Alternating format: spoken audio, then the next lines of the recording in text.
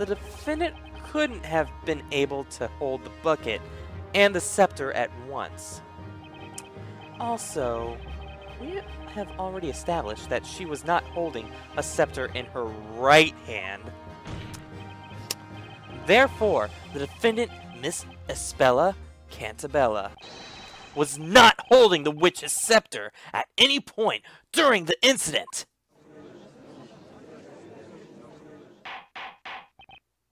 Order! Order! I said order! Just what? What is the meaning of this?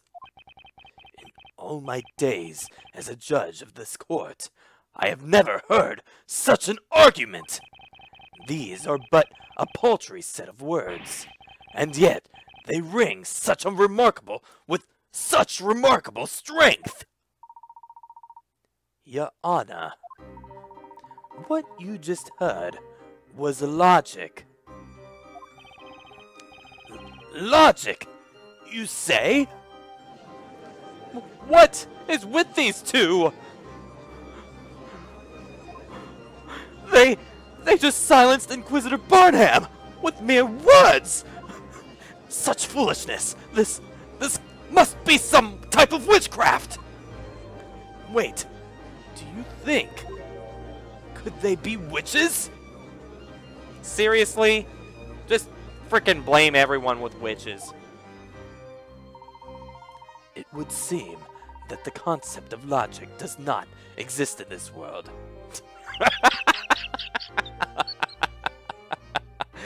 That's funny. Right. Then let's take this chance to knock their case down a peg or two. I'm worried if we keep this up, we'll all be joining Espella in a one-way trip to the flames. Objection! Oh! Most intriguing! A knight allows his sword to speak for him during battle. You have spoken with a sword of words! So be it. I too shall wield such a blade! What do you mean? Sir Blue Knight, there appears to be a hole in this logic of yours. Oh, so you're gonna try to actually fight with logic as well? Bring it on. A hole? According to the earlier testimony, it was believed the accused had the lantern hanging from her wrist by the handle. However, she supposedly dropped it, hence it being covered in mud. That's right. While that may be true, it does not necessarily mean the accused was therefore unable to use magic. It is merely a question of when she dropped the witch's scepter. What do you mean, Inquisitor Barnham? It is very simple, my lord. The accused, while first holding the lantern and the witch's scepter, cast her magic. Then she dropped both the lantern and the scepter. Ah. The witch's scepter was dropped after the spell was cast. Of course! Yes, that must be it! What say you, Sir Blue Knight? Oh, thank you, thank you. Are you actually, after that logic speech, after that little logical lesson, you're gonna start, giving me the title of Sir Blue Knight? That is but a taste of the knightly knowledge of the Inquisition. Wow, Sir Barnham cut through the baker's witchery like a hot knife through butter. Exemplary! I expect nothing less from the hand of Barnham. Funny. Ooh, to be able to shake that powerful hand someday. Seriously, whenever I'm in the lead, they accuse me to be a witch. And, which actually, males aren't witches, they're freaking warlocks. And whenever Barnham strikes back, oh, he's a hero.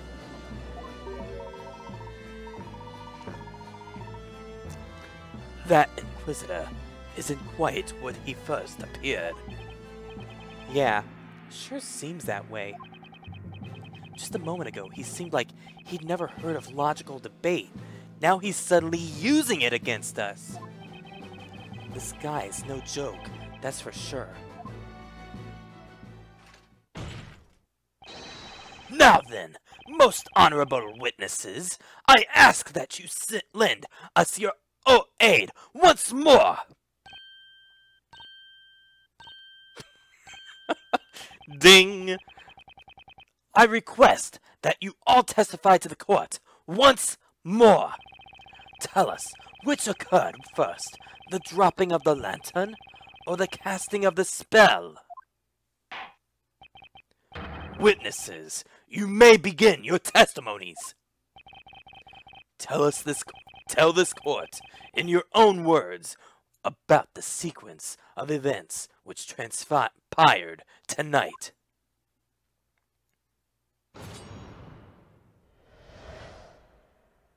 About the sequence of events. Of course! The lantern fell to the ground after the incantation Ignaze. Sploosh! I'm as sure as Snowy is white. I made certain to keep my eyes peeled on that milk bucket after all. Besides, how can you be sure the lantern just fell just because it had a little mud on it? These eyes do not lie. I saw the lantern in the accused's hand when the incantation was uttered. Figures. Their testimonies are all over the place now. These 4 testimonies, they are most interesting. The witnesses all saw the same thing, and yet, people's memories are evidently quite fickle. They can never be truly a reliable source. Well then, Professor, with enough poking and prodding, I bet we can really cause the testimonies to crumble. Of course, we need to exploit their fickle memories to turn this thing around. We've got this, Nick. We'll press them hard, so hard, they won't even remember what they had for breakfast. I can't even remember what I had for breakfast, honestly. Now, Sir Baker, you may begin your interrogation. Why? Stop calling me frickin' Sir Baker when at least Barnham can address me as a higher ranking title.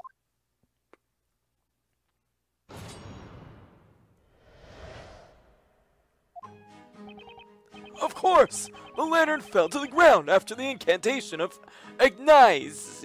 I forgot how it was pronounced. Shut up! The lantern fell after the incantation. Are you positive about that? I say, I am positively positive that I am positive. I heard her voice, then sploosh. Wait. That's not right. That can't be right at all. That sploosh was the sound of the lantern hitting the ground? Indeed, but of course. Do you see? But if you look at the lantern, you'll notice that the glass is shattered. You specifically said you heard a sploosh.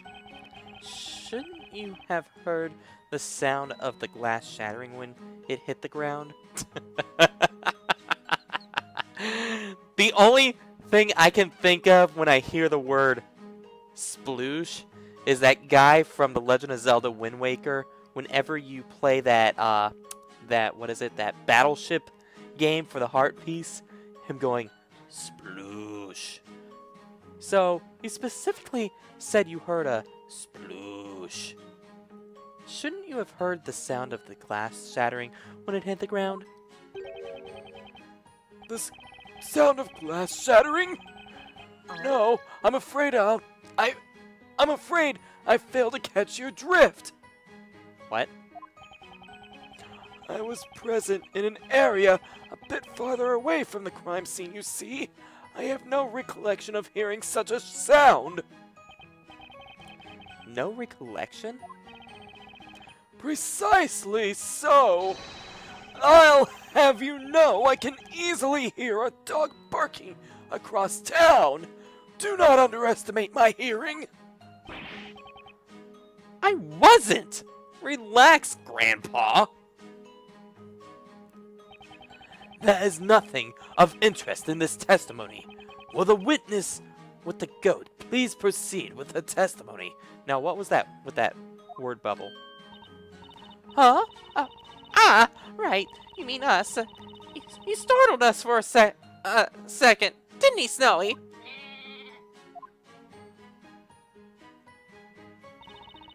I'm as sure as Snowy is white. I made certain to keep my eyes peeled on that milk bucket after all. Hold it! But earlier, you stated Miss Cantabella had the lantern hanging from her wrist. Well, not quite. We didn't say for certain. We only believed it was on her wrist. Believed? Yes, precisely. You know how you sniff milk when you're not quite sure if it's gone bad? Where are you going with this? And then your nose is assaulted by that foul odor that you weren't expecting? Well, it's a bit like that. What? Heed my words, madam. Do not make a habit of stealing for your own safety. We said we're sorry. Please, it was all Snowy's fault. Oh my god, blame the freaking goat. The poor goat. Oh, brother. Anyway, we can confidently say that we both saw the milk bucket, right, Precious? And as for the lantern falling, we don't know much about that, do we now, Schnookums?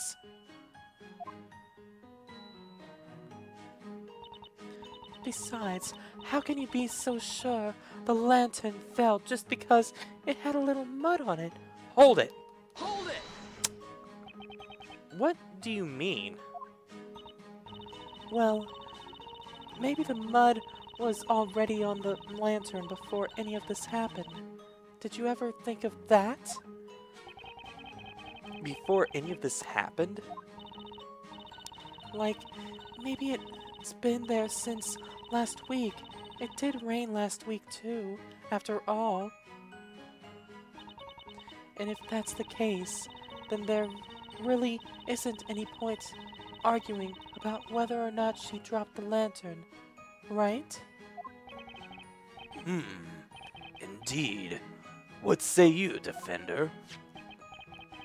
I say take a closer look at the lantern.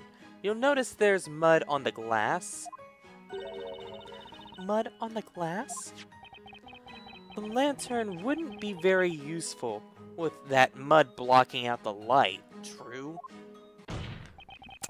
Miss Kira, I'd say your little theory regarding this lantern is muddy at best. Pun, pun, pun, pun. Ah! I could point at witnesses till the cows come home. But that wouldn't turn this testimony into anything I can use. I've got to find a lead somewhere. These eyes do not lie. I saw the lantern in the accused's hand when the incantation was uttered. Hold it! This is important. Are you really sure you saw the lantern? You are but a petty baker, are you not? It is not your place to be telling me what is important. I'm right now a defender, thank you very much. There's but one thing of importance. Ridding this town of witches as quickly as possible. Objection! Objection! No. Hardly. I'd say this is far more important. What? We're trying to find out the truth here.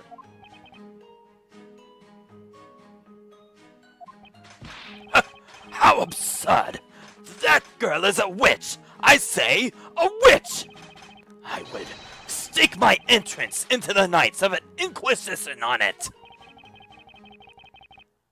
Listen well, whelp. Yes, Sir Bonham!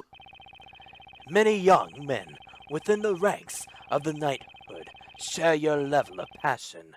However, you let your ambition completely blind you, the same way that a muddy lantern leaves one blind and helpless in the dark.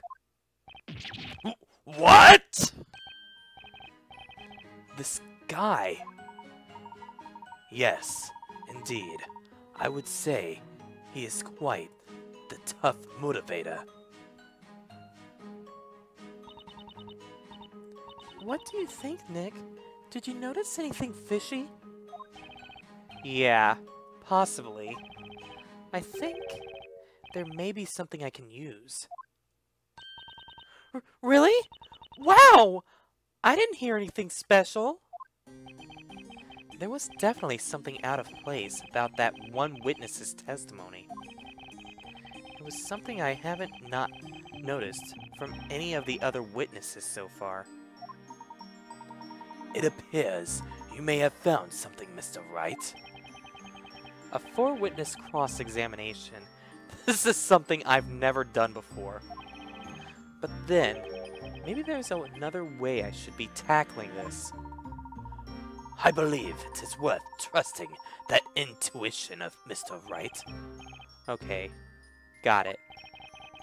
Alright, let's try pressing that old man one more time. Of course, the lantern! Yeah, hold it! The lantern fell after the incantation. Are you positive about that? I say, I am positively positive I am. Positive! I heard her voice, and then... Sploosh. That sploosh was the sound of the lantern hitting the ground? Indeed! But of course! Do you see it? Do you see? But if you look at the lantern, you'll notice that the glass is shattered. You specifically said you heard a sploosh. Shouldn't you have heard the sound of the glass shattering when it hit the ground?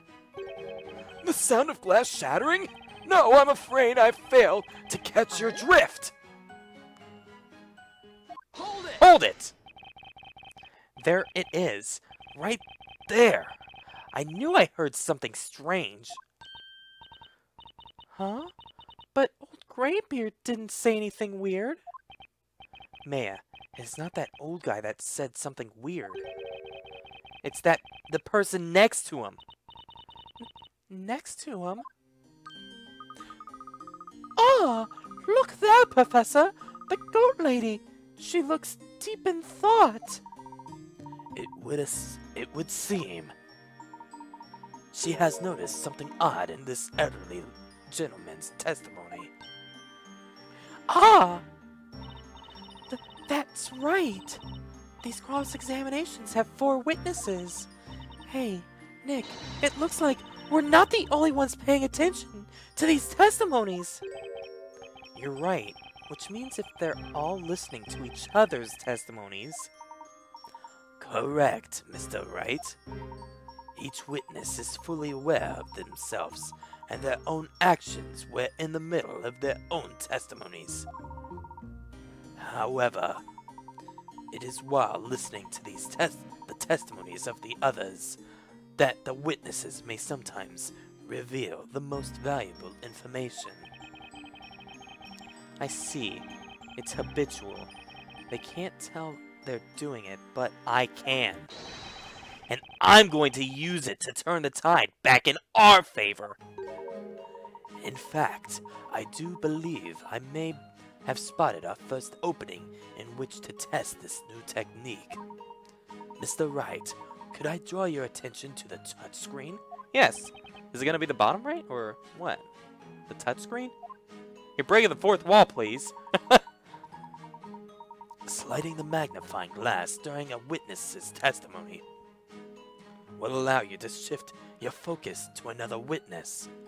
Oh, so it's kind of sort of similar to Apollo's bracelet, where you are trying to pinpoint something, but not quite. Right. So the important thing here isn't the witness that's in mid-testimony. It's the other 3 witnesses listening. It's just a matter of catching them off guard and questioning them.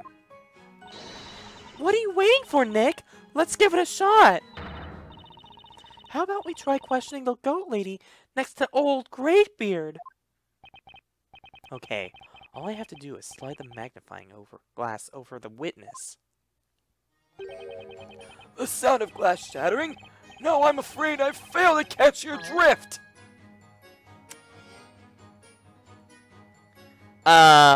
What are you thinking about, lady? Hang on!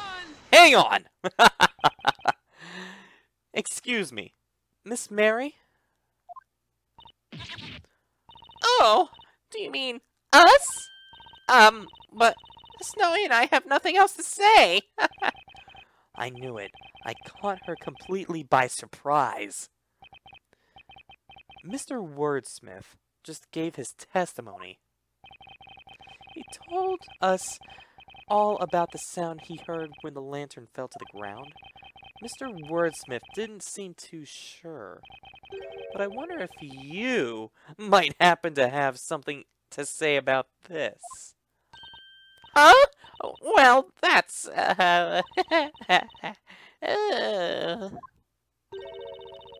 that all right, Sir Barnham? May we answer the question? Do what you will, madam. There's no need for formalities. Huh? Well, we'll try to explain, won't we, Snowy? The truth is, we did hear something. That is to say, we heard the sound of the lantern's glass shattering. We're sure of it! It was frighteningly loud! It quite startled us, didn't it, Snowy dear? I looked in the direction of the sound, but I couldn't see anything, let alone the girl or those 2 thieves. It was a tad dark after all. When the glass shattered, the flame inside must have gone out. Hence, she could not have seen them. That seems to be the gist of it. But then, as I peered into the darkness, I heard it! You heard it? What did you hear exactly? You know, that! I heard the incantation for the spell Ignaze.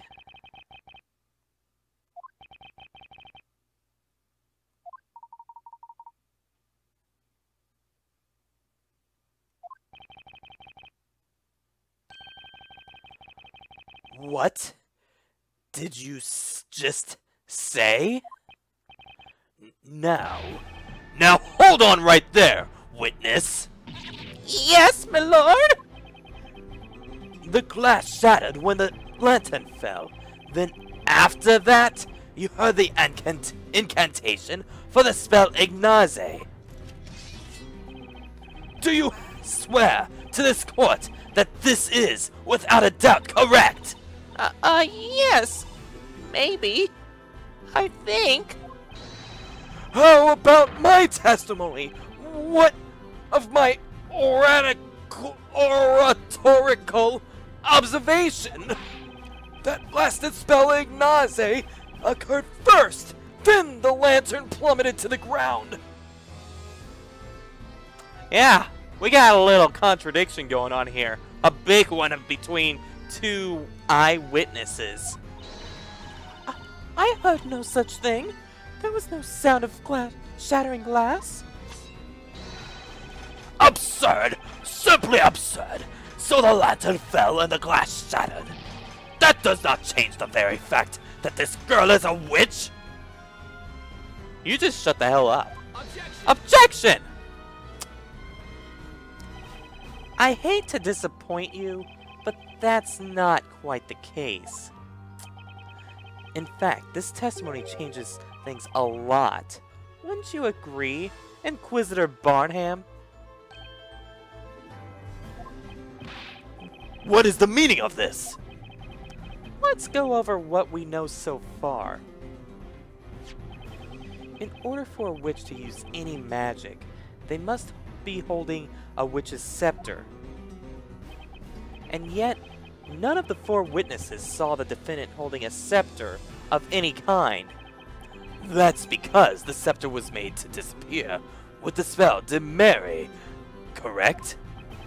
At the time of the crime, the two victims grabbed Miss Cantabella's arm, causing her to drop the lantern on the ground. If, at the time, she was in fact holding an invisible scepter, then the scepter must have fallen when she dropped the lantern. Now, let's say hypothetically that Miss Cantabella really is a witch. In order to use any magic, she would have had to recite the spell before dropping the scepter. However, as our witness Miss Mary has just stated in her testimony, she heard the incantation for Agnaze after hearing the lantern's glass shatter. What? Oh! You do all understand what that means, don't you?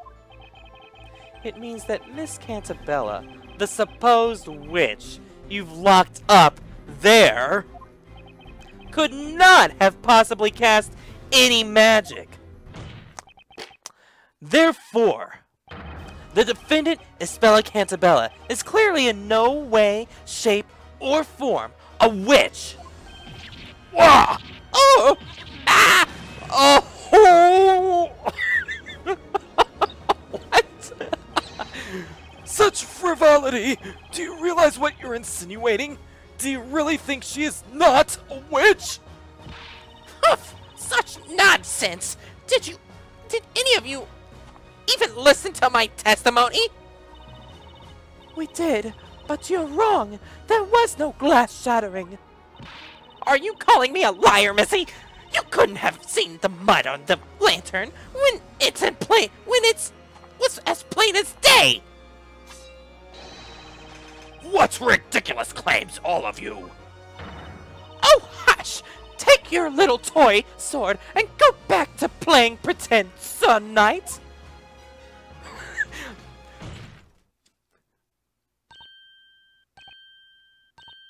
Barnham's mad now.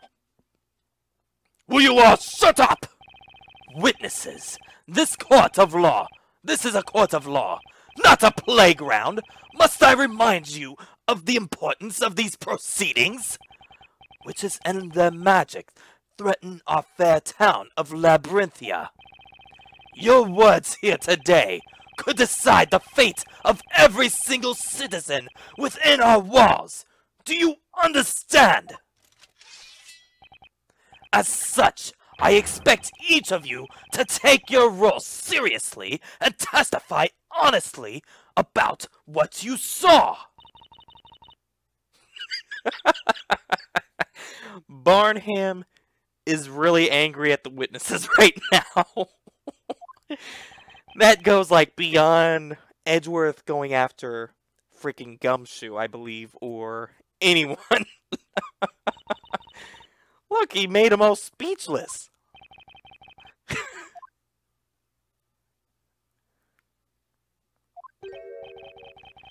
In all my days as a judge of this court, I have never seen such behavior!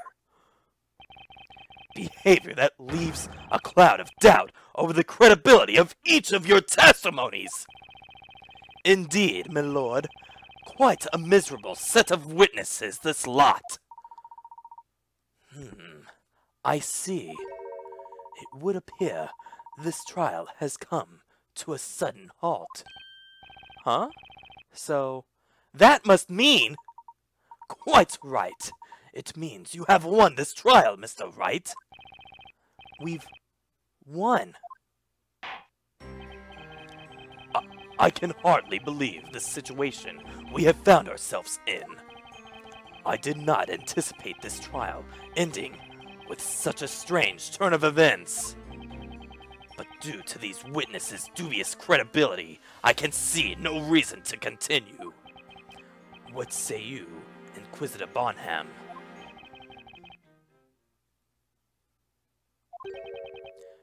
As you wish, my lord. What's going on? They're actually going to let this witch run free through the town? Curses! If it wasn't for that witch and her friends! You all need to shut the hell up. You all lost. Deal with it. Hold it! What the hell?